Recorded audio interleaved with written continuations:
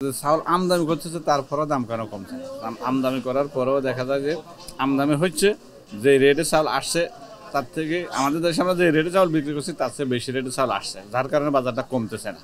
তো কমবে না তো তা না, কমবে ইনশাল্লাহ। আমাদের সামনে তো একটা সিজনও আছে, আশা করি ইনশাল্লাহ ভালো ফলন হলে ইনশাল্লাহ হয়তো এই 2টা মাস আমাদের একটু কষ্ট করবে, ইনশাল্লাহ বাজার স্বাভাবিক হবে। চাউল তো মূলত চালের দাম বাড়ার কারণ একটাই, ধান কিছুটা ঘাটতি আছে। তো ঘাটতি থাকার কারণে চালের বাজারটা ক্রমশই ধীরে ধীরে ধীরে 1-1.5 মাস ধরে মোটামুটি বাড়ছে। অন্যান্য সময় আমরা দেখতাম মোটা চালের দামটাই স্বাভাবিকভাবে বেশি বাড়ে।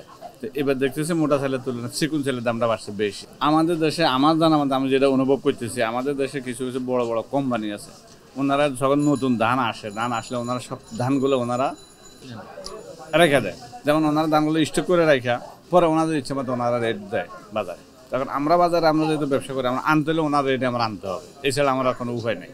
তো এই কারণে আমরা দেখা যায় যে বাজারটা কমানোর কোনো সম্ভাবনা তৈরি হয় না বা করতে পারতেছে না। তো ওনারা দামগুলো স্টক করে রাখা দেয়, যার কারণে ওনাদের ইচ্ছে মতো ওনারা বাজার রেট দেয়, যার কারণে ওইভাবে বাজার রেট চলতে থাকে। চাল তো সবার কিনতেই হয়, কিন্তু কিনতেও খাইতে তো না খাই পারা যায় না, এটা খাওয়া লাগে, খাইতে হয়। এই বাড়লে তো আপনাদের বিক্রি কমে যায়।